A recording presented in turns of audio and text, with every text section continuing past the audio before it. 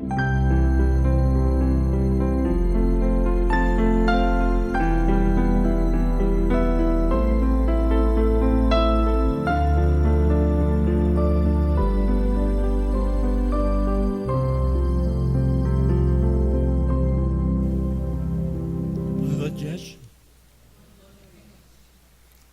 quero esclarecer já de início que a nossa preleção desta noite será um pouquinho diferente das habituais.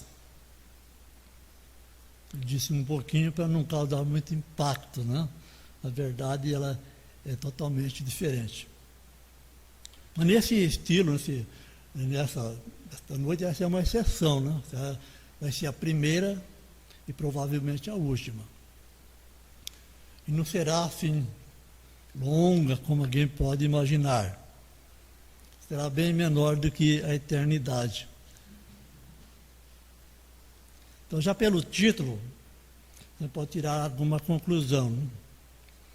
Reminiscência oportunas. Como todos sabem, né? Reminiscência é sinônimo de lembrança, recordação, aquilo que se guarda na memória. E oportunas, por quê? Bom, isso vamos deixar para falar no final.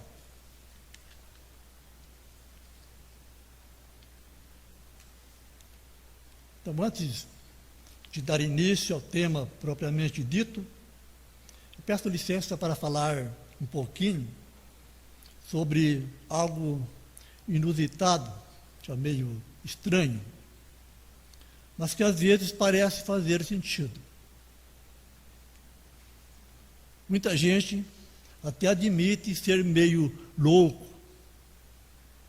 maluco ou doido, zureta, porque é a mesma coisa, né? São sinônimos.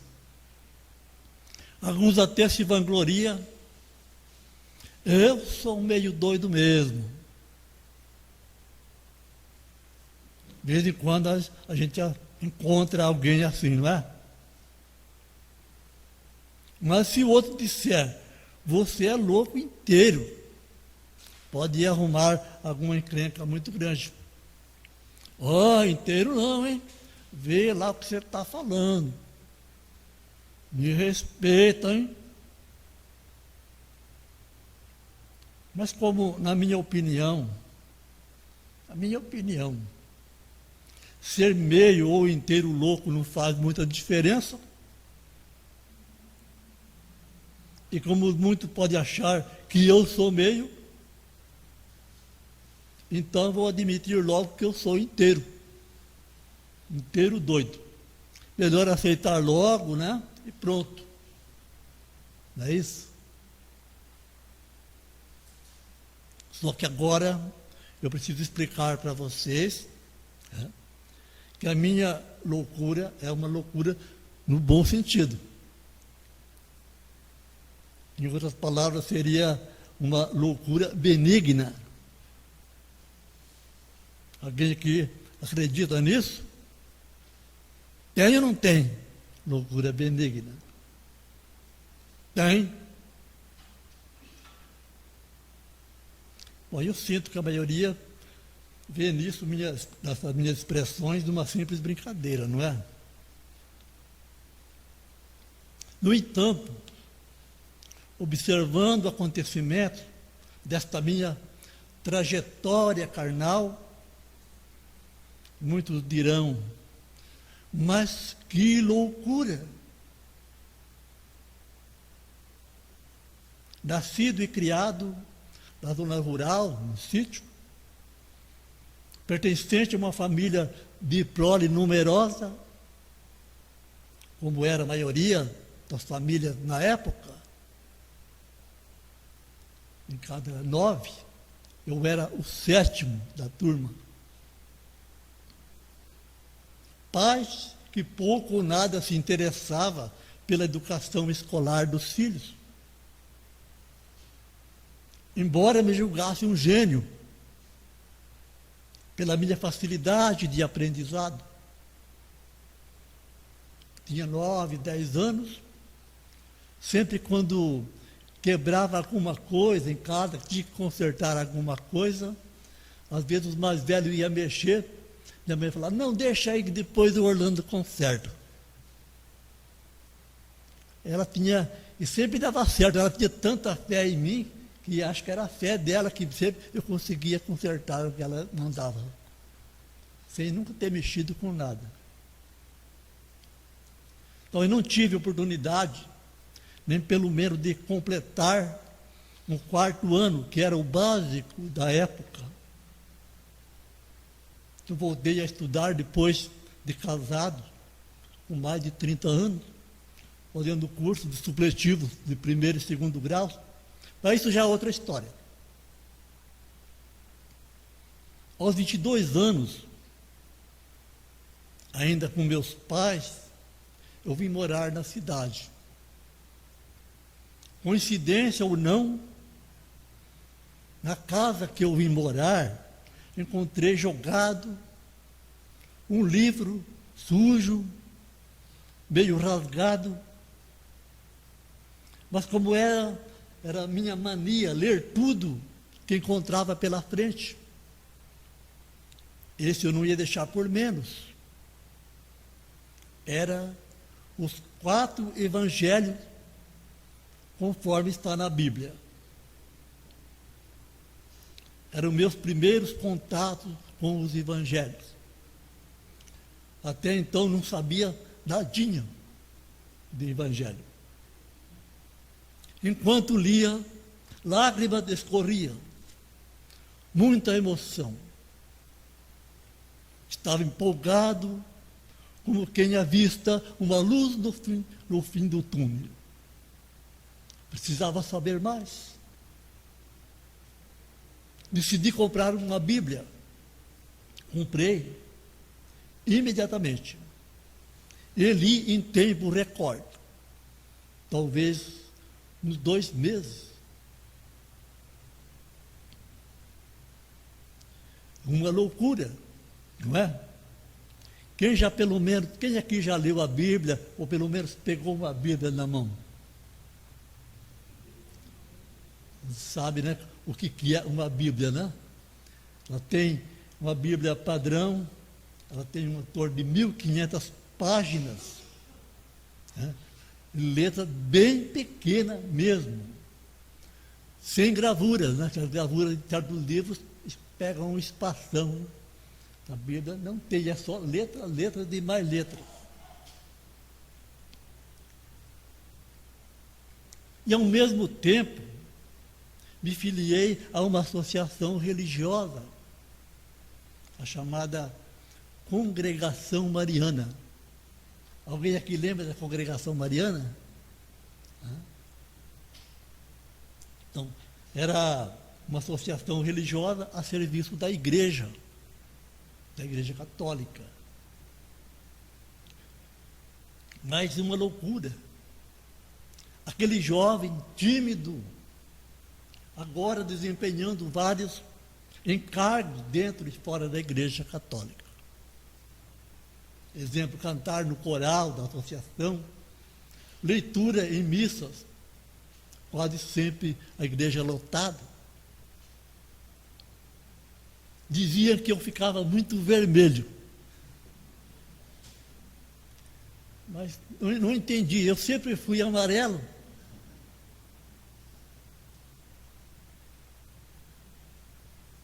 Pior, houve uma eleição e me colocaram na diretoria. E fui reeleito passado 2 anos. E fiquei até sair da cidade. Mas, voltando daí uns 3 anos atrás, houve uma loucura bem maior. Não sei de onde veio a ideia que nós, os congregados marianos, formássemos um grupo de teatro para arrecadar renda para as missões da igreja. E de repente, lá estava eu e meu irmão mais novo, dirigindo uma equipe de teatro, que durou vários anos, e desempenhando os papéis principais, ficando o tempo todo no palco. Era uma loucura. Resultado, o Grêmio Cômico Mariano de Bilac, né? Era o título do grupo teatral. Cômico porque a gente só fazia comédia. O drama não dava nada certo, tinha que ser comédia mesmo. Fez sucesso aqui na cidade, na cidade vizinha, nos bairros aqui, né? Água Limpa, Prata, Taquari. Fizemos teatro para todo lado. Durante os 3 anos, mais ou menos. Então esse grupo foi extinto no ano de 1969, quando o mais doido da turma saiu e foi embora da cidade. Não teve mais teatro. Então nós temos até aqui o resumo das minhas doidices em relação à Igreja Católica. Mas elas não param por aí. Aqui foi só o primeiro ato, tem o segundo ato. Eu quero deixar bem esclarecido que toda essa luta, toda essa dedicação, tinha como objetivo, talvez de forma meio inconsciente, a busca da verdade. Eu tinha um encontro marcado com a verdade, mas me faltava o endereço. E aquela angústia ia crescendo. Algo me dizia interiormente que aquela religião ideal, pura, verdadeira, que eu desejava tanto que existisse, já existia. Mas procurar onde? Resposta. Procure. Procure. Você é capaz de encontrar. E eu fazendo nova indagação. Seria o Espiritismo? E a resposta existia. Procure. E veja se é ou não é. Fica por sua conta. Acho que eu devo explicar que tudo isso foi na base da intuição. Eu nunca ouvi vozes ou mensagem escrita. Então, um pouquinho da mediunidade que eu tenho, eu exerço é só pelo pensamento, né? A intuição. E vou até já aproveitar esta oportunidade para comentar o seguinte.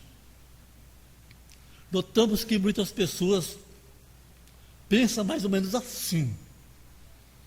Se Deus, os espíritos superiores, quiserem que eu tenha fé, que eu me melhore espiritualmente, vão ter que apresentar muitos milagres, muitos fenômenos de efeitos físicos. Só assim vou acreditar no Espiritismo. Enquanto isso não acontecer, vou ficar de braços cruzados numa boa. A maioria não diz isso, mas é fácil entender que é assim que eles pensam.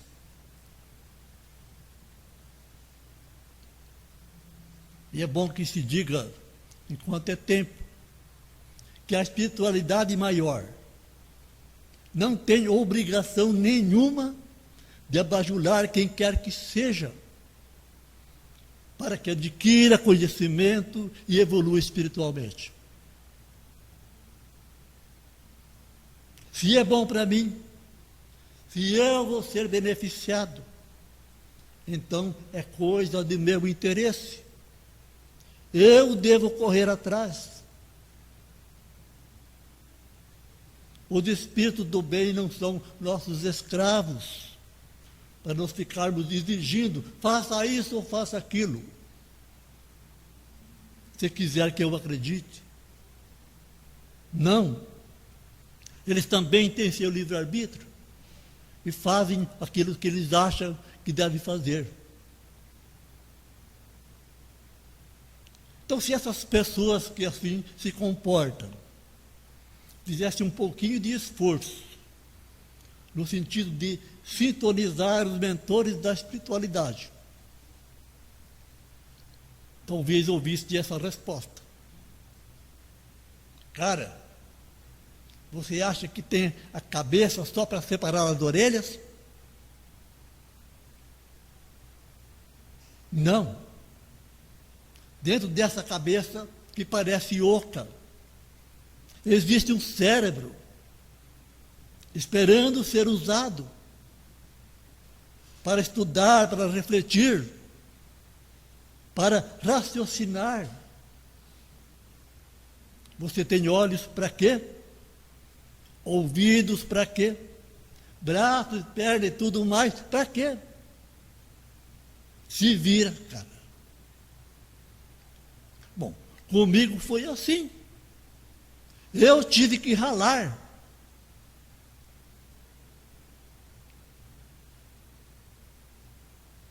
Mas voltando à minha história, aquele vazio já me incomodava.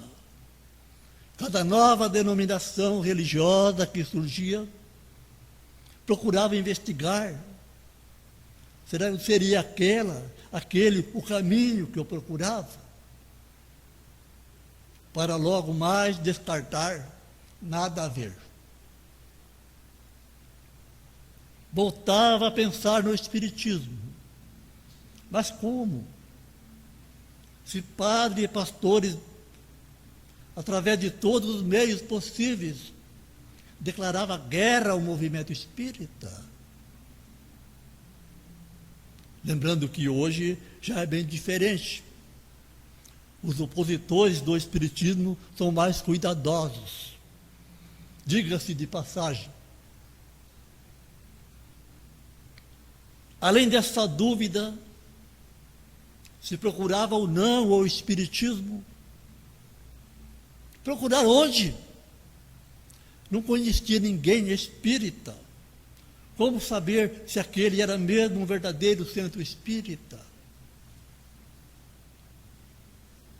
E nesse meio tempo, surge em meu caminho uma livraria espírita. Rua Luiz Pereira Barreto, Araçatuba. Essa muita gente que conhece, né? Então eu passava por ali quase todas as semanas, que eu tinha uma oficina de concerto, né, doméstico, e tinha que comprar peças em Araçatuba. Então passava em frente, né, batia aquela vontade de parar e comprar um livro.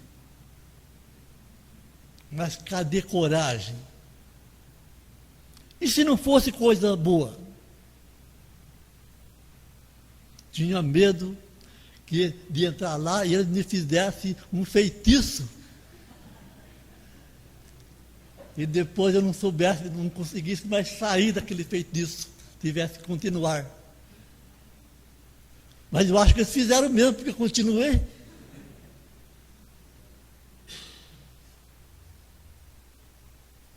Então, com muito esforço, parei um dia e comprei um livro.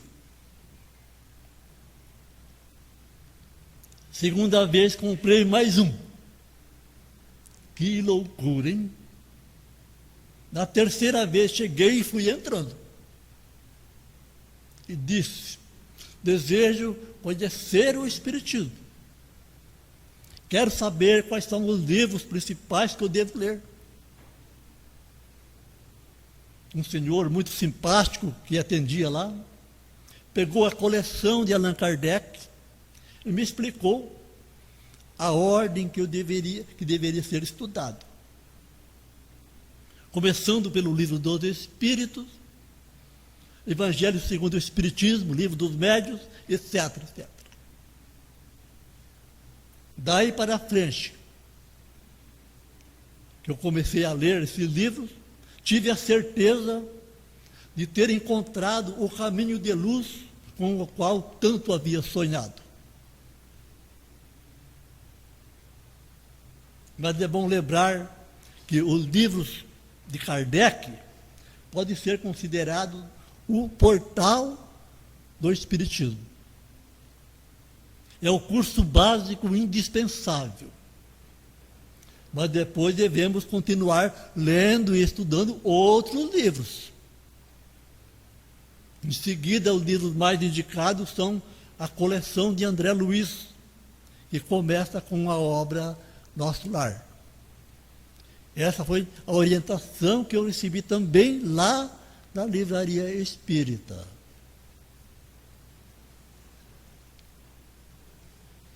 E o tempo foi passando. Aí aconteceu o maior acesso de loucura. Comecei a sentir que aquela luz que me deixava extasiado, tão feliz, não poderia ficar engavetada no meu cérebro, só para mim. Teria que encontrar um meio de divulgar essa doutrina. Mas como? Fundando um centro espírita? Seria o ideal. Mas como encontrar parceiro para uma tarefa tão complexa? Se até então me sentia só. Dias, meses se passaram, acho que anos. Certa vez, em um velório de um velhinho, 100 anos aproximadamente, na época os velórios eram feitos nas casas, do lado de fora, na rua, os homens formavam pequenos grupos, falando de assuntos diversos. Eu também conversava com um velho amigo, colega de mocidade e de congregação mariana. Deixa eu ver se eu me lembro o nome dele. Eu acho que aqui ninguém conhece ele. Parece que o nome dele é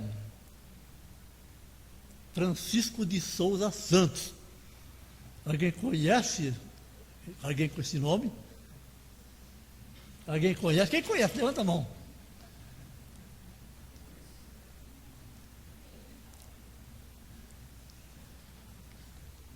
Então, parece que ele também é conhecido como Tico da Elza. Então a gente estava lá conversando, de repente se ouviu uma gritaria lá dentro, de choro, de revolta. Era uma filha do falecido, inconformada com a sua partida, com a morte do pai. Eu, lembrando meus novos conhecimentos, comentei a minha opinião. Que aquela mulher deveria estar agradecendo a Deus pela longevidade de seu pai, porque raramente alguém chega a essa idade. E aproveitei também a oportunidade para comentar um pouco o que havia aprendido com os livros espíritas. Então eu disse ao Chico que emprestaria meus livros caso ele tivesse interessado em ler. Lembra disso, Chico? Logo naquele dia, ele veio em minha casa, pegou o primeiro livro. Depois, segundo, terceiro, até acabar a coleção. E cada livro que ele lia, ele, em vez de devolver, ele trazia o dinheiro para pagar. Ele preferia comprar o livro. E para mim, era fácil, eu compraria sempre para Araçatuba mesmo, não teve problema. Eu ficava feliz com isso. Então, passado algum tempo, o Chico apareceu lá e disse: E ele e a Elza estavam frequentando uma reunião mediúnica ali próximo da casa dele. E que eles estavam gostando. E disse que eu estava convidado para comparecer lá. É claro que eu não ia perder essa oportunidade de pelo menos conhecer aquele ambiente. E embora, sendo eu um principiante, notei que aquela reunião, aquele trabalho, deixava muito a desejar em termos de organização. Mas ali havia médios de potencial bastante elevados. Só faltava conhecimento e disciplina. Era só ajustar as coisas. E com autorização do dono da casa, passamos a realizar uma reunião de estudo uma vez por semana. Depois de algum tempo, acho que menos de um ano, como ali havia um bom número de frequentadores, achamos que talvez fosse a hora de fundar uma instituição. Tentamos. Houve obstáculos. Não foi daquela vez. Isso foi lá pelos anos 85, 86, por aí. Mas foi bom, porque nós ainda não estávamos bem preparados. Nossa última reunião, naquela casa, eu fiz o convite a todos os presentes para continuarmos a reunião de estudo em minha casa. E a Elza estava presente, ela falou, pode ser na minha casa também. Eu falei, tudo bem, pode ser em qualquer lugar, importante a gente continuar estudando. E foi lá que passamos os 10 anos de reunião semanal. Começamos assim, a Elza, o Chico, a Terezinha e eu. 4 pessoas. Os outros demais não aderiram. Com o tempo foi chegando mais alguns. Uns chegando, outros saindo. E foi assim. Até que formamos um grupo mais ou menos estabilizado, suficiente para a fundação de um centro espírita. Foi aí que tomamos a decisão de sair da informalidade, isto é, tornar aquele grupo uma verdadeira instituição, com registro em cartório e tudo mais que era necessário.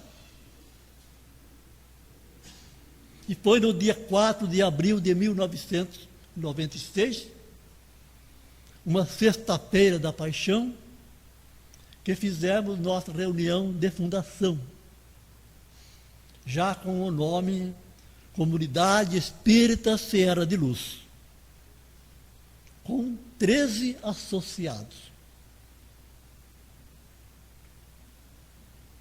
Não podemos deixar de registrar aqui o apoio que tivemos do plano espiritual. Muitas mensagens de psicofonia nos encorajando para essa jornada de trabalho.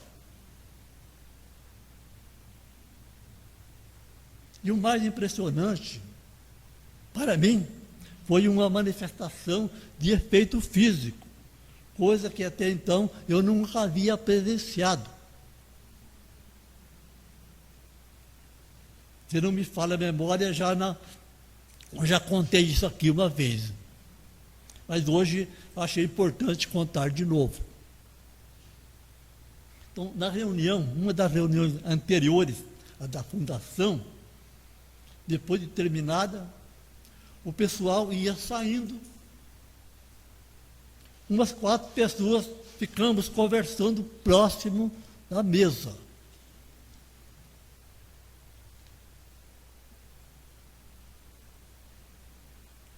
E aí, de repente, nós vimos que a mesa levantou balançou e assentou.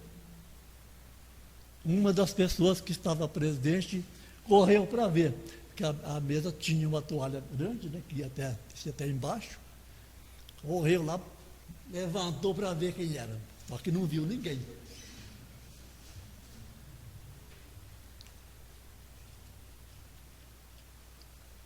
E numa outra reunião, aquela entidade que havia provocado aquele fenômeno se apresentou através da mediunidade e explicou que aquela manifestação era proposital para que nós entendêssemos que eles, do lado de lá, apoiavam o nosso projeto. E que nós fizéssemos nossa parte, que a parte deles estava garantida.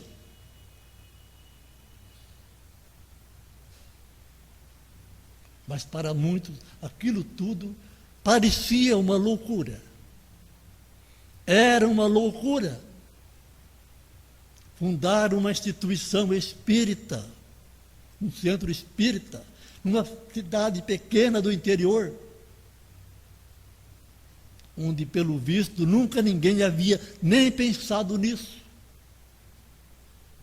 E a reação dos padres, dos pastores? Éramos e fomos os pioneiros do espiritismo aqui. Era uma responsabilidade enorme, gigantesca, mas com muita luta, com muito trabalho, muito suor, muita dedicação, fomos vencendo os obstáculos. Lembrando que ficamos ali mais de um ano. E mais outro ano numa sala alugada lá na rua João Neri, lá no fundo da cidade. Foi ali que começamos a abrir o leque das atividades de uma casa espírita. Palestras com passe, mocidade, etc, etc. E nesse ínterim, conseguimos como doação este terreno aqui do lado de cima. E construímos esta parte, esta sala e a sala de passe, que foi inaugurada em julho de 98. Depois fomos construindo os anexos, a sala da frente, cozinha, aquela área de serviço. Posteriormente, compramos o terreno do lado de baixo e construímos. E esse foi comprado. Mas agora eu vou contar um caso bastante engraçado. A Igreja Católica da cidade ficou por bom tempo sem o vigário, sem o padre, que vinha um de fora, alguns domingos. E foi justamente nessa época que nossa comunidade estava em expansão, estava crescendo, muita gente participando. Aí então uma das senhoras, preocupada com a igreja, proclamou: precisamos trazer um padre urgente para a cidade. Os espíritas estão invadindo a cidade. Veja só, hein? Os espíritas invadindo a cidade.